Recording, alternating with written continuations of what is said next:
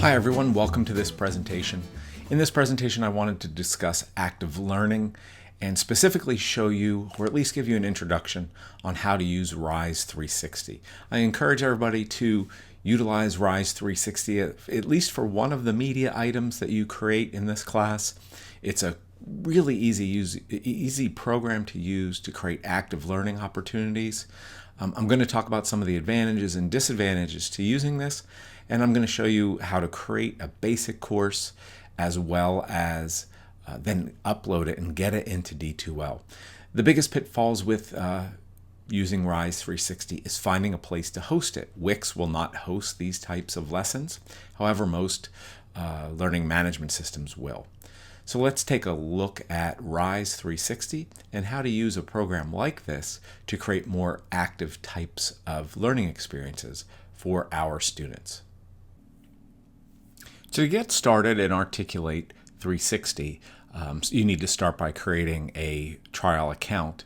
The free trial for Articulate, at least the recording of this video, is 60 days, which is a good length of time. Some only have a week or 30 days.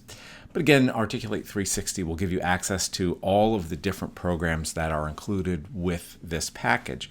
The one I'm focused on is Rise 360, which is a web-based authoring tool, really simple to use, which I'm going to show you here real quickly. But start by obviously entering in your information here and starting that free trial. Once you've started your free trial, you'll come to a page that looks something like this here. And at least that's what mine comes to. And that'll allow you to launch different tools that are included in the Articulate 360 package. That includes primarily Rise 360 and Storyline 360. Both of these are similar in that they are authoring tools. I've provided you some links to show you the differences. Storyline is much more robust, only runs on the PC, and you can do all kinds of things in terms of creating it, but it allows you to do every little detail and change every little detail of how your lessons look. Rise is less flexible but much easier to use, so we're going to play with Rise 360. So once you're on this page, you can access any of those programs here. Storyline 360 you'll have to download to your computer and then run on your computer. Rise 360 plays or runs right in the web browser. And then you don't have to download these programs, but these are aspects of Articulate 360. The content library is great because they have a ton of preloaded images and video clips that you can include in your lessons, related to the topic you're teaching people about. And then also Review 360 allows you to work with colleagues. If you create a lesson, you can then shoot a link to somebody and say, hey, Tom, take a look at my lesson. Let me know what you think, give me feedback, etc., etc. So there's cool stuff. One other thing I really like about Articulate is they have a ton of videos and help tools to help you learn how to use their programs, fix things that are screwed up, and so on. So they have great help and again, ways to improve your lessons and add different content.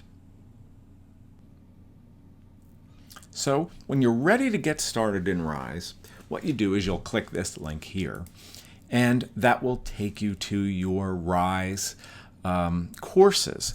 Now, yours is going to be empty if you haven't used Articulate Rise before, but these are all of the courses or the lessons that I've made in Rise that I've used in various classes I teach. I've organized them into different folders over here on the left. Now again, you don't have to do that and so on, but I've created again folders for each of the classes I teach, and you can see the courses that I've created in those folders. So it's a way to organize lessons once you have a whole bunch of lessons. So let's learn though how to create a new course. Obviously, I have some courses here that I'm already working on. Some you've already participated in, but when you're ready to start a new course, you click New Course. What's great with Rise is they have these built-in templates. Now the templates are very massive lessons that they've created, but I love them because I just basically change the content to meet my stuff but it gives you great ideas in terms of layouts and so on. You can also create a blank course if you want to start from scratch, but initially I like to start with templates because it gives me ideas of kind of how to lay out content and so on, which you'll see here in a second. So let's click templates. When you do that, you see they have a whole lot of different templates on different topics. Don't worry about what the topic is, because you don't have to fit your topic to their topic, but they give you a good idea of the layout. So I'm just going to pick this one and select this template. And that will create a new course in your courses. I haven't put it into a folder yet, that I can then edit. So this course here is new. It's the one that's from the template. It has 11 sub-lessons, so those are subsections within the course. You can get rid of this course if you want. You can delete it. You can duplicate it if you have created your own template, and so on. So we can do those different things. If you want to put it in a folder, you click Move To, and that'll allow you to do that. But we're not going to focus on that now. So once you've created a template and you want to edit the template, you click on the course itself here, and it will take you to that course. Now that you are in the template you've created, we can start to make changes and edit it and make it fit our needs and add our own content. If you ever need to get back to your list of courses, you can click this button up here on the top left, and that will take you back to your list of courses. When a student first starts your lesson, this is the page they're going to see. And we are able to change some of the look of this page and the course as a whole using the settings tab up here on the top right. Now, what the settings will allow us to do is change, the author, who that is, change this bar and the default color for this course, and it will allow us to change the cover image. The cover image you don't see on this page, which is odd to me, but you don't. But you see it here. It's this slips, trips, and falls image. So you can change that up here in settings. So the first thing you may want to do is change the kind of the template itself. And you can do that by clicking settings. When you click settings, that allows you to upload your logo. So if you have a logo that you've created, you can have this here. You can change the cover photo. The way to change the cover photo, though, you have to hit the delete button or remove button. And then you can click Add Cover Photo.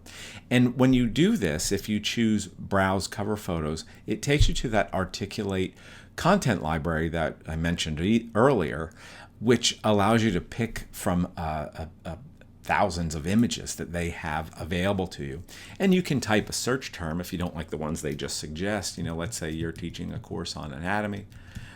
You can search it, and it will give you a bunch of anatomy pictures that you could pick from and then upload, and that will be your course cover photo, which will then appear to the students when they first click that lesson. You can change things such as the theme, which allows you to change the color of these bars as well as any of the buttons within the course and so on. And it also allows you to change some basic things. So you change the color by doing this here. And again, I'm going to go with purple. And then you can change the headings font, the font that's used for the headings. And again, you don't have a ton of choices, but you have some. And you can change the fonts for the actual body of the text and so on. So that's up to you if you want to customize that. So not a ton of customization, but enough to make each of your courses look a little bit different.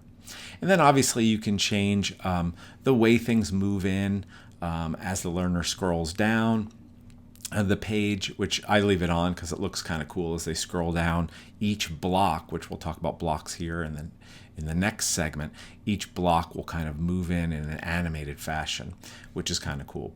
Navigation, translations, and labels aren't as valuable right now, but again, that's a way to further customize how people move through your course, and so on. So again, this is just some basic ways that you can edit the course. Last thing is, this is the page that students first get to when they start your lesson. So you do want to give them some important information. I always include the basics of, what are the learning objectives? What are they going to be learning about and doing as they move through this lesson? And then I also tell them how to get started.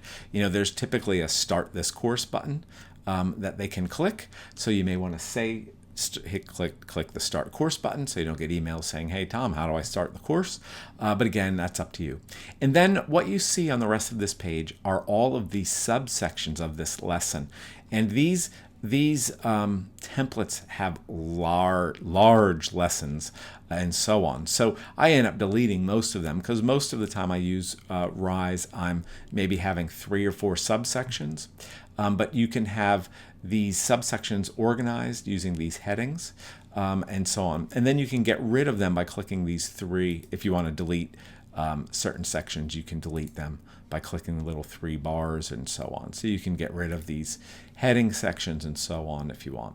But what I like about using the template is it gives me a whole lot of ideas of how to structure my blocks and my course content, which I'm going to go over in this next segment.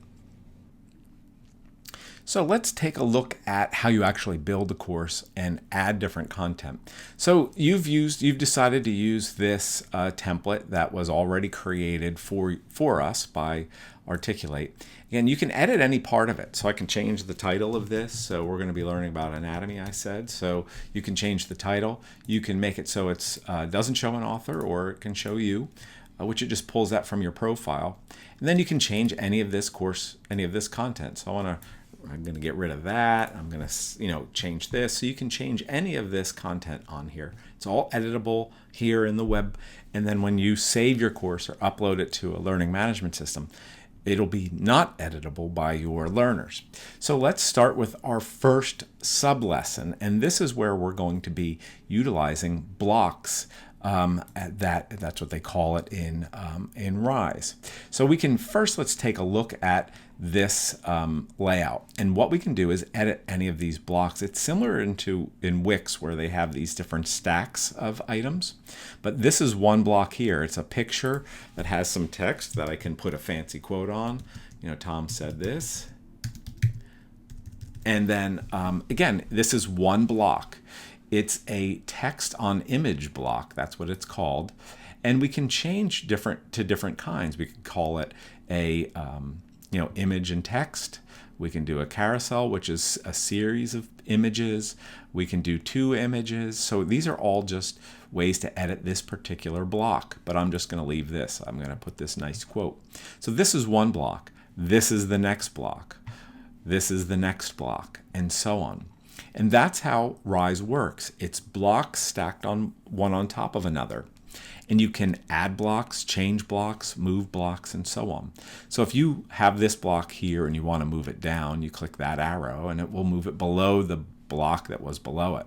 If you want to move it back up, you can do that. We can also copy this block if we want to use it again later and move it somewhere else in the presentation, maybe change the quote, we can. Or if we just want to delete the block, we can delete the block and it gets rid of it. So that's why I like working with templates, because I like how they have that laid out, starting with that first picture, and then a quote. So that's a neat way to lay things out. And then again, you can change any of the text on these things. You can add text that you want and so on. This little plus arrow allows you to add a new block in between this block and that block. If you click that, it gives you a list of the type of blocks that are available. And this is what's great. There's so many different types of blocks. You have to play around with them, though, to see what you like, what your favorite type of block is, or what type of information you're trying to use, and so on. So let's say I want to add a text block in between these two.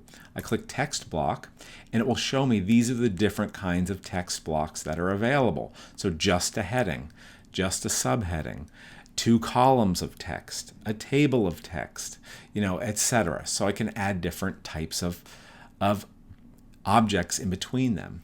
Maybe I don't want to put text in between these 2 blocks. I want to put a statement or a quote. These are the different ways that you can lay out a statement. Okay, so you can use a quote. You can do the quotes are a separate block. So I can use quotes here. I can do statements. I can put a bulleted list. A checkbox list, which allows the users to actually check things off that they've completed them. I can do image blocks, and you can see there's all different ways to put an image in. Just a centered image, image that's the full width of the page, an image with text, an image that has text on it, and so on. And again, you can put your own pictures in, or you can put a picture from the content library. You can put a gallery of images if you would like. There's, and in terms of the multimedia, you can do videos, you can link directly to YouTube, you can embed videos from YouTube or Vimeo and so on. You can do attachments of files like PDFs, and then you can write your own code if you know how to code. That will do interesting things. So lots of different blocks that are fairly simple to use and simple to edit. So far what I've shown you is fairly inactive content. It's a way to push information to students, to learners, but doesn't require a whole lot of interactivity. Aside from maybe the list, that's a checklist where they can check the boxes. The images maybe where there's it's going through a series of images. Some of the multimedia, you can put links that they click and so on. But for the most part, those are all passively learning, viewing things, reading things, and so on. What really sets Rise and programs like it apart is its ability to be interactive, to allow the students to be active while they're learning, asking them to think and make choices and so on. So the interactivity, of this program is pretty cool. So let's take a look at some of those options that you can include, some of those blocks that can be included here. And I think it's really important you know what all of the different interactive options are, so that you can think of how you can build them into your particular course. For instance, I teach anatomy. Anatomy is very visual. It's a lot of identifying structures and so on. So I use labeled graphics a lot, which I can upload an image of my choice, and I can place these buttons over the graphic to point out the landmarks and structures that I want to have the students learn or identify. So they can click on them, hover over them, see what they say, and so on. But you need to think about your content and to how to best have people interact with it. I use this tabs interactive block when I have maybe 3 steps to a particular process or something. So step 1 is this, and I have an image and text. Step 2 is this. Step 3 is this, and so on. And you can change how many tabs there are and so on. So there's a lot of cool interactive features that you can add when using Rise 360. Process is another one. Processes allow you to go step by step through different things. You can have images that are relevant to the topic, or just stock images that you've chosen from Articulate from Rise. This scenario I think I used earlier this semester. Scenarios are pretty cool because it puts a personal face on the topic. So you could do case studies here, scenarios where you're taking people through a particular issue. So again, you wanted to maybe create a case study where it's a branching scenario where people have to make choices, and then their choices depend where they go in the scenario. This works perfectly, and you can change the image of the person. And it's pretty cool when you do the scenarios and you add a scenario. You not only can pick the image of the person, but you can change, how she looks. If they make the wrong choice, she can look disgusted. I don't know if that's one of the actual choices, but there's, I can't remember, 20 or 30 different images of this person, saying yay or being sad or what have you. So it's pretty fun to create and pretty simple. And then it looks really impressive to the students when they do it. But takes a little bit of time to run out these branching scenarios and so on. So when you go to edit, you can change things like the character. So you can pick who you want it to be. You can have them pick by age, by gender, by their setting, their work setting, and so on. And then, as I said, you can not only edit the character, but you can change for each of the situations how the character is looking. And again, this is fun to see. So you can, this one here, she's happy with the arms out. Here she's getting ready to take notes. Here she's telling you, hey, you got to think harder. But it's pretty cool that you can create these scenarios, and they have the same kind of images for each of the individuals that I showed you. So it's really neat to build these interactive content items for your learners to explore a topic and so on. And while it takes some time to create them sometimes, they can be really robust and teach people a lot more than just reading a book or watching a video passively. Other ways that you can add interactivity is with the knowledge check. So you can build quiz questions into, again, add a block that's a quiz question, whether it be a multiple choice, multiple response, fill in the blank, matching where they drag things to match one another. Again, all really great ways to get the students active and thinking in the middle of their content. So in my anatomy classes, I will have short lectures of videos that they watch interspersed with a lot of these matching and fill in the blank or multiple choice questions to keep them active, to review the most important things that I want to review, and so on. So lots of different blocks that you can add to your content in Rise that make this very interactive for your learners.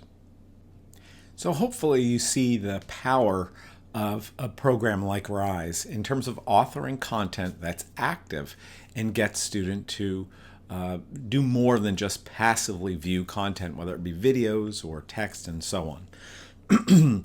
The interactivity built within the content helps you review material, gauge whether people are learning, and keep them active. But you also can utilize Rise and programs like it to actually provide grades in D2L for your gradebook, and show maybe, again, have people completed these lessons and so on.